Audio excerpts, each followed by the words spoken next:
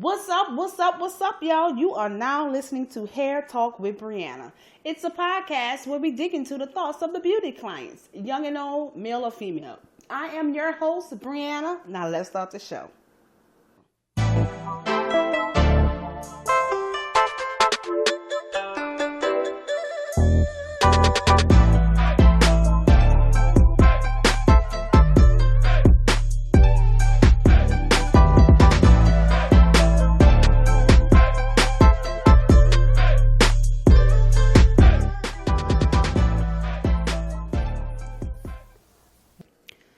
What's up? What's up? What's up, y'all?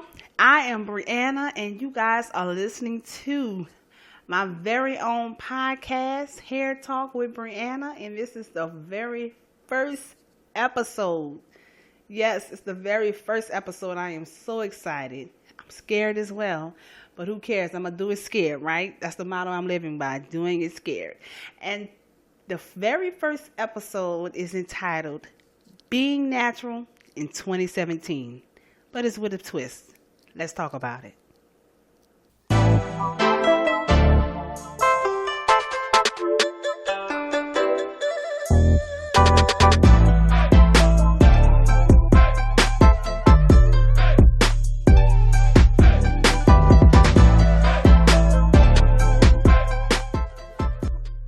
All right.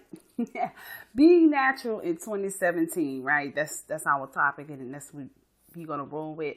Being natural in 2017 is different from being natural in 2005 or even 2000, right? And I can remember being natural had a whole different meaning from what it is today. Back in the day, being natural meant everyone wore their own hair. That person, if you were natural, you wore your own hair. You didn't have any extensions. You didn't have any fillers. You didn't have anything in your hair but your own natural hair, whether it was curly, straight, thin, or thick. If you were black, white, Asian, Mexican, whatever you wore your own natural hair that was coming out of your scalp with nothing added to it, right? But now in 2017, natural hair has a whole different meaning. It means loving yourself. It means embracing what you have. It just means everything. And also, back in the day, natural hair wasn't as popular as it is now. Back in the 1960s and the 1970s, people wore the natural hair. They wore their own hair, as you would say, because that's what it meant back in the days. People didn't wear relaxers as much as they did in the 90s and the early 2000s. Even now, people didn't wear extensions like talking about it either from where I'm from. They wore the natural bush, the TWA, they had braids in their head. We call them scalp braids these days, and sometimes even cornrows. And I can remember looking at pictures in my mother's yearbook, and I saw a lot of the men, they had afros that were huge. When they took the graduation pictures, the afros would stick out of the cap and gown, stick out of the caps, the graduation caps. And then we had the ladies. Some of them wore their hair straight, but a lot of them had braids in their head under the cap. And they had the braids with the beads. That was the thing. It was cool then. It wasn't so much of a movement as it is now. And then as time progressed to the 1980s and the 1990s, and the 1980s is when I came about. I ain't that old.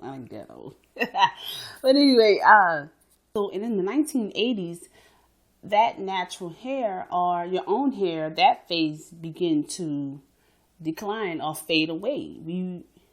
It didn't go away 100%, but it came back with a twist.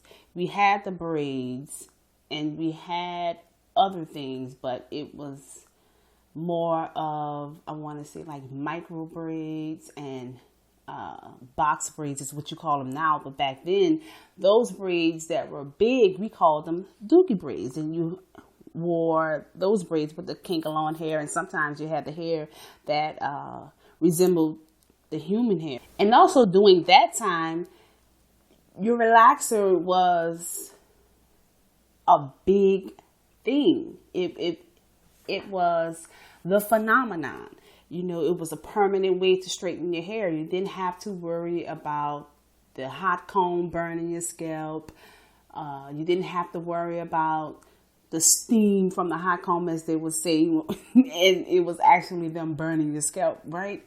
So it was a more convenient way to make your hair straight.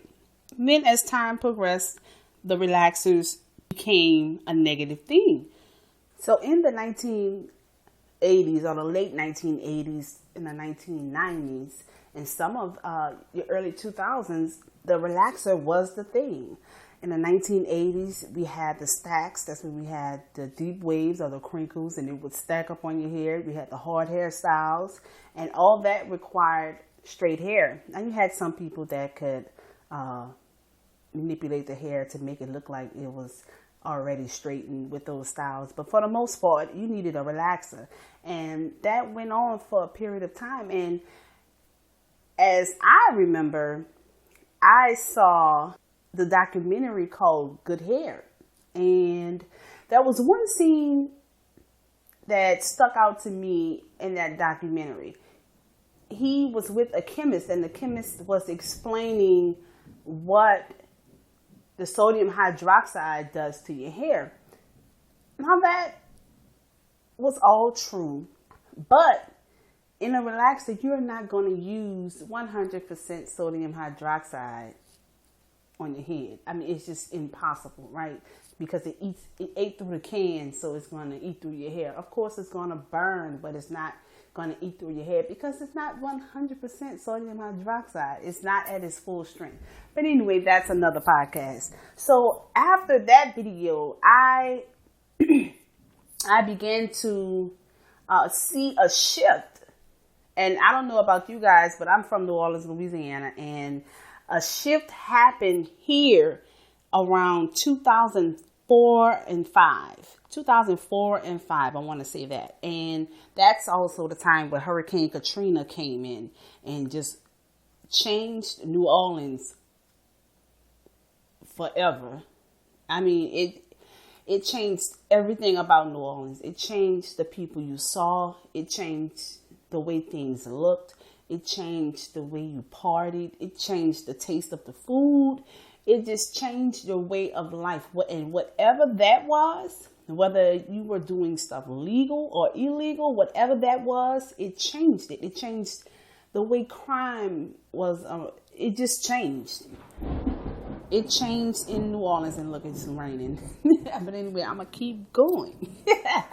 So it changed in New Orleans. Everything changed in 2005 when Katrina hit. And when I came back home in 2006, I saw that if I went into a room, I was the only person with a relaxer. Now, mind you, I wasn't that far. I was probably 6 hours away.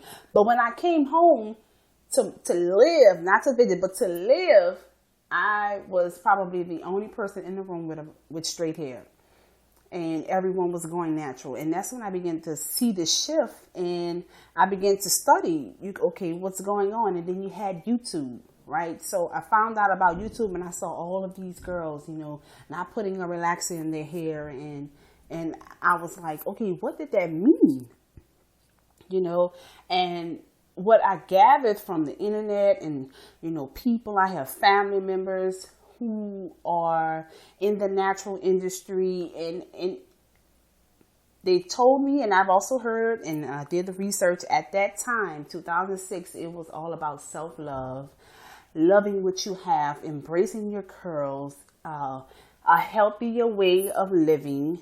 And if you are going to live healthy from the inside, you're going to live healthy from the outside as well. Meaning not putting chemicals on, not only in your body, but on your body to alter things that you wanted to change. So it was all about embracing what you had, self-love, living clean. So as time progressed, I started hearing things. I'm a big advocate of the internet, if I want to know something, the internet is where I go. The encyclopedias are something of the past now. The internet is where you go to get all of your information. And you would get both sides, the good and the bad, and then you would also get the truth as well. So you would have to use your own mental to decipher what is true and what's not true, depending on what you're researching. But natural hair is what I was researching. So as time progressed, I began to see a shift in the natural hair movement. The shift was all over the place. And I would ask people, okay, why did you go natural? And I heard several different reasons. I heard it was a spiritual change. It was, I went natural because of financial reasons, the self-love reason. I don't want chemicals in my head. It's cheaper to go natural. I don't want to go to the salon, so there are plenty tutorials on natural hair on YouTube. I can do it myself. And then we had racial issues, racial reasons. And in my journey to find out about natural hair, I ran into someone who told me a story, and it stuck out. I mean, it just blew my mind, and that was on the top list of the reasons that I felt this person has justified why she went natural. But anyway, she told me the story. She said she went natural because a family member of hers had recently got diagnosed with cancer, and she had to undergo aggressive chemotherapy. And we all know with chemotherapy, chemo, it takes your hair out. So she said that she's going to cut her hair, and we are going to go through this together. I don't want you to do this alone. We're going to go through this phase in your life together, in our lives together. So the chemotherapy took a toll on her body, and her health began to decline. And as time went on, the girl who cut her hair to support the family member, her hair started to grow back. And at this point, she had a TWA, she had a little bush, and it was curling. So the family member, with health not on her side, she was like, okay, your hair is beautiful. Don't cut your hair. Don't put a relaxer in it. It looks beautiful just like that. Well, some days after that, that family member passed, and the girl told me that her and this family member bonded over her natural hair, and that's why she's natural. She don't want to put a relaxer in it. Now here we have a person that took care of her hair. She was a relaxed girl. She relaxed her hair regardless of what was going on. If she saw a wave pattern, it was time to put some relaxer on it. She needed her creamy crack, and she took very great pride in her hair. Her hair was very healthy. I remember seeing her. Her hair was very, very full and healthy, full of body moisture. It was just in A1 condition, and that's what she did. So, and that was her sacrifice to her family member, and that was her reason why she went natural. And I thought that was actually beautiful for her to do that, to know that she took so much pride in her hair. Then we had the spiritual reasons. We had financial reasons, and the financial reasons, people said that it was cheaper to cut off their relaxed hair and let their hair grow out, and as time progressed, turn to YouTube and do their own hair. Because, like I said, where I'm from in New Orleans, Katrina it just was a total shift. It was a total shift. You had the political things that were happening, and life became hard, and it was completely different. So it was a culture shock, and so ladies here had to, just shift completely. They had kids, and it became hard here in New Orleans, Louisiana. And so we have the financial reason, right? The financial reason, they said that they wanted to spend their money on their hair only and products that were for their hair. They said that it's cheaper if you don't get a relaxer. It's cheaper to do natural hair than to do relaxed hair. And I understand that as well. You know, the self-love, love what you got, love what God gave you, or whoever you believe in, self-love. You know, I understand that. But then we had the racial reasons, and it just boggled my mind. You know, I'm not pro-relaxer and I am not pro-natural. I love both of them. I am natural actually, but I choose to wear a hair hat. As my husband would say, I choose to wear a hair hat because it's living in New Orleans with my natural hair is crazy. You'll go outside and you'll have a totally different hairstyle from when you were inside. You know, and that's just it. That's just how I feel about that. And that is my own personal choice of how I want to wear my own hair. But back to the issue at hand. You would have people that say, I don't want to put a relaxer in my hair because it mimics the white people. And that same person in turns go and put a weave in her hair and call it a protective style. You know, those reasons were contradicting to me. And if you didn't put a weave in your hair, you go to the salon and get a blowout. And that mimics the white person's hair as well. You know, those reasons became very, very, very contradicting to me. And I began to notice that a lot of natural girls didn't come to the salon because they turned to YouTube for inspiration and help.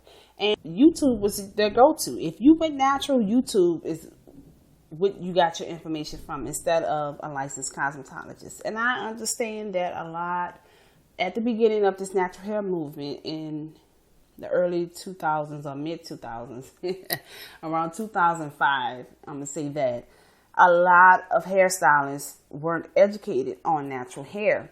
And so people, you know, began to do history and dig up all kinds of remedies that they did back in the days, not knowing that the times have changed. You know, the ingredients in products are different, and even the pollution is different from the air. The air is different from the air that was in the 1960s.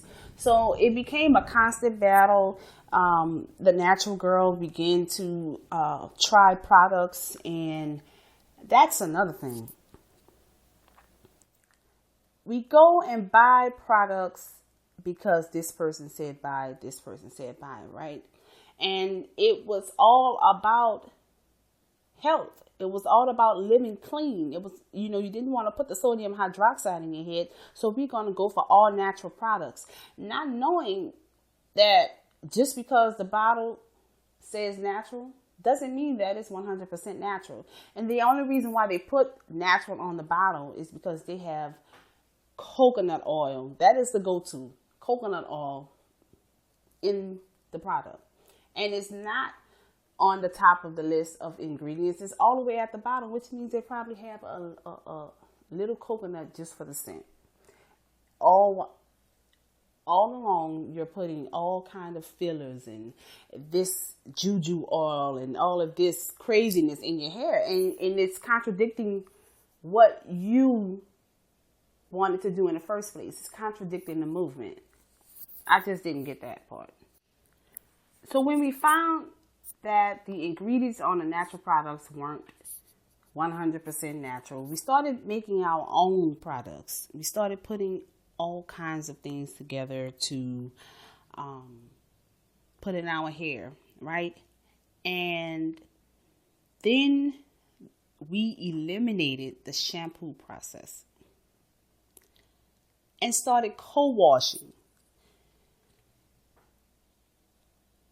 And I'm going to use a metaphor, right, to get you to understand why I feel that this natural movement is contradicting. So, okay, the metaphor. If you have a tub, right, and it's clogged up. Well, if you have a tub and you fill it up with water and you want to let the water out. So you unstop the tub to let the water out, but the pipes are clogged, right? So when you let the water out, it's not going to move fast. It's going to either stream slow or it's not going to go out at all. And we have to use that metaphor when it comes to our hair. If we don't clean our scalp, we are going to clog our pores, and it's going to cause unhealthy hair growth, and sometimes no hair growth at all. You clog your pores, your hair is going to grow back thin, or it won't grow back at all. And that's when you'll send your own head of hair into the rest phase. And the rest phase is bye-bye hair, right? So I think that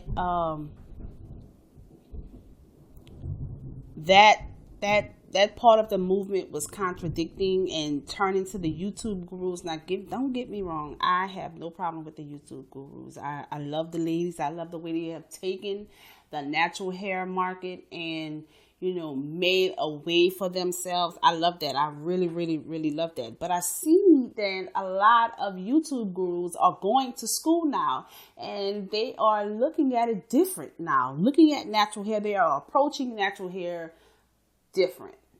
I don't hear any of them, because I follow a lot of them. Like I said, I had to do my research as well, and I had to, decipher, what's true and what's not true. Is this going to work? And, and so forth and so on. But I follow them, and a lot of them do not feel the same way they did before they went to beauty school. And I've heard and seen a lot of them now encourage and spread the word now of shampooing your hair. A lot of YouTube gurus also said to use apple cider vinegar. And apple cider vinegar takes your hair to a whole level on the pH scale. Before, you will hear them say, use it every time you shampoo or you want to wash your hair when you have too much buildup. And the way YouTube was teaching the natural girl was to, we're going to put this on our hair every day. So every day you just piled product that you made in your kitchen, or the product that have all kind of other chemicals that you don't want in your hair in the first place. You piled all those chemicals on top of your head, and to clean that off, we're not going to shampoo it. We are going to use apple cider vinegar first, and then we're going to do the cold wash. No shampoo, no cleansing, right? Okay. So now they are encouraging the girls to shampoo their hair, and I love it. I actually love it. Yeah. Then we have the negative side of natural hair, right? We have men that bash females for having relaxers. We have men that says the woman with the relaxer don't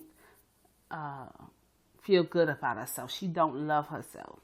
They look down on the females. I won't date a female unless she's natural. And the men that have said that, I've seen it, and I know some of them, and I know for a fact that the men that say that, parents, whoever raised them, grew up in a time where relaxers were a thing. And I know for a fact that their mothers had straight hair because they wanted to look like the white person, right? So my question is, if your mother wore her hair straight or had a relaxer, or probably in most cases still do have a relaxer, does that mean your mom doesn't love herself? I feel that the female should be able to wear her hair any way she wants to. If she wants to wear her relaxed hair, that's fine. If she wants to wear her natural hair, that's fine. If she wants to wear weave, that's fine. If she want to have braids, if she want to color her hair lime green, that's fine. That is fine. And then we have, the men that bash the girls with relaxers. What if we have a single parent of 3 and the father is absent, right? Whether he's in jail, whether he's away working, are traveling. He's an artist. And, this woman, whoever, she has to take care of these 3 kids. And her hair is not her priority. But as women, we are taught to go outside and look presentable, right? So, and natural hair is so hard to maintain on a daily basis, and especially when your hair is not your main priority. So that mother of 3 puts a relaxer in her hair. She can wrap it, tie it up at night, get up in the morning, brush her teeth, do her early morning routine, and when it comes to her hair, she combs it down and go. And it looks like, she cared about her hair, but she didn't spend a lot of time on it. We can't bash these females for choices that they make when it comes to their hair. So we have the men bashing us for relaxed hair. We go into corporate America. Corporate America was afraid of the natural hair. Corporate America used terms like, your hair is too busy. It draws too much attention. Your hair is too loud. And nowadays, thankfully, they are beginning to understand, okay, this is your culture. This doesn't mean anything I've seen. I don't have to be afraid of this, stuff like that. And I'm very, very, very, very glad that is changing. We still have some things to work on when it comes to corporate America and natural hair. But, I'm glad it's changing. It's starting to change. And I know you're probably saying, oh, she's all over the place. But no, everything ties in with natural hair or being natural in 2017. It's a struggle because you want to go and have this particular job and this person doesn't want you or doesn't want your hair natural. But then, when you come home, the man is saying, oh no, you can't put a relaxer in your hair. So that's why, in my opinion, I said that the movement was contradicting to me. At first it started out as, okay, self-love and okay, blah, blah, blah. But then, the reasons became very harsh and complicated. It was confusing. It was contradicting. And my point is, a woman should be able to wear her hair whichever way she chooses to. Whether it's relaxed, natural, weave, color, whatever. Just as long as the hairstyle is appropriate for the occasion. I'm not saying, oh, you have hot pink hair and, you're a real estate agent. It may go on in some places, but from where I'm from, it won't happen. You know what I mean?